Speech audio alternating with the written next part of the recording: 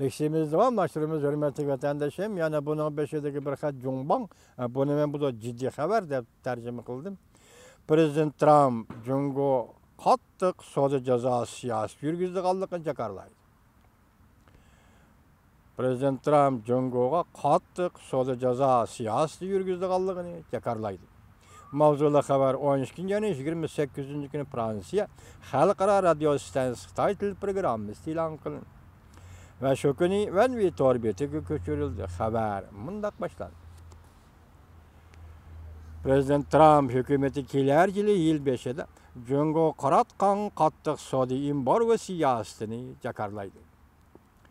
Amerika matbuatlari xabar qilib mundaq ko'rsatdi. Prezident Trump tushirmay so'zlab kelayotgan zarba berish harakati yaqinda rostga aylandi.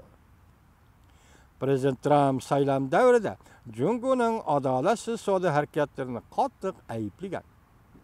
Biroq prezident bo'lib saylangandan keyin faqat eg'iz tili so'zlab qo'yib, amaliy harakat qo'llanmagan. Bundan sal burun Cungo'ni ziyorat qilganda kishilarni cho'chitadigan bir eg'iz gap qilgan. Ya'ni Cungo Amerika savdosidagi qizil raqamni Cungo'da ko'rgili bo'lmaydi degan. Lekin universal xabarlarga asoslanganda bir necha nafar shirkat boshqaruvchi Amerika savdo siyosatini yaqindan kuzatayotgan tahlilchilar mundaq ko'rsatdi. Prezident Trump bir necha hafta ichida harakat qo'llanib, bir qator Cungo'ga munosabatlik savdo tijorat mojrolarini bartaraf qildi. Shunlashqa Amerikada shirkat boshqaruvchilar ansirab bu harakat badali intayin eg'ir bo'lgan savdo urushi keltirib chiqardi deyishdi. Washington Post xabar qilib mundaq ko'rsatdi. Prezident Trump yangi yilning oy oxirida qaror chiqardi. Reuters xabar qilib mundaq ko'rsatdi. Bu xil savdo talash tortishni bartaraf qilguvchi savdo amaldorlari Amerikada ishlab chiqaruvchi, yasag'uvchi sanoat tarmoqlari o'xshash tovarning import qilinishi sababli ziyon tortadiganligi. Shunga prezident Trumpning yangi savdo qo'rg'ini qurishiga taklif berganligini qayd qildi. Demak, savdoni qo'g'lash to'g'risida Amerika shirkatlari prezident Trumpga taklif berdi. Prezident Trump bundan burun Cungo'ning aqliy mulkiga tajovuz qilishini umumyuzlik tekshirishga buyruq tushirgan. Tahlilchilar mundaq ko'rsatdi. Bu tekshirishning natijasi o'ttirg'i chiqmasdan burun prezident Trump Cungo'ning Amerikaga mablag' selishini cheklash to'g'risida buyruq tushirishi mumkin.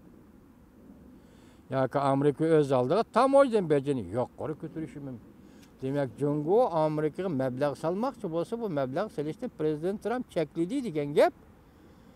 Bu yerda aldirab bir nima degili bo'lmaydi, lekin o'ylab boqing, o'tirimizda Cungo bilan Amerika o'tirish savdolar uzildi deganlikmi yoki emasmi? Kuzatib turamiz. Bundan boshqa po'lat ko'mir va alyumin Amerikaga ko'plab eksport qilingan tovarlar bo'lib, Amerika davlat bexatarligi andishini qo'zg'adi. Amerika savdo ministerligi mushu masala bo'yicha tekshirishni qanot yoydi. Xabarlarga asoslanganda Oqsaroy ham mushu to'g'rida harakat qo'zg'aydi.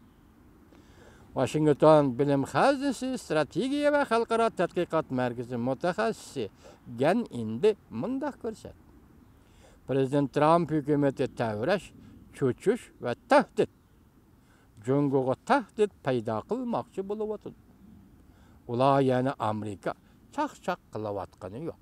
Hozirlar boshda ko'rdik, ya'ni shu kishi shundaq da'voti, lekin Amerika chaq-chaq qilayotgani yo'q. Endilikda parxod masalasida Cungo tashqi ishlar ministrligi nima deydi? 27-kuni xabar e'lon qilib, bayonot e'lon qilib, ahvoldan xabarimiz yo'q deydi bayonotchi Hua Chunying. Men so'rab boqay dedi Hua Chunying. Aloqador matbuotlar qaysi parxod, qancha parxod, ochiq paketi bormikan? Bu parxodlar bexatarlik komitetining embargo siyosatining obyektimikan? Agar emas bo'ldigan bo'lsa, bexatarlik komitetining qaroriga bu parxodlar qanday xiloflik qildi? Cungo Tamboynisi 11-oyda Chaushanga xom nefrat to'shigan ahvolni Dahi bizning xotirimizga, esimizga solmadi. Endi ochiq dengiz tutilib qoldi. O'shan nazarband qildi u parxodni. Koreya, kechiringlar. Koreya nazarband qildi u parxodni. Endi hozir bayonachi Xochunyan nima deydi? Butunlay tenyapti. Lekin bu paket oldida prezident Tramp buningga allaqachon ifoda bildirib bo'ldi.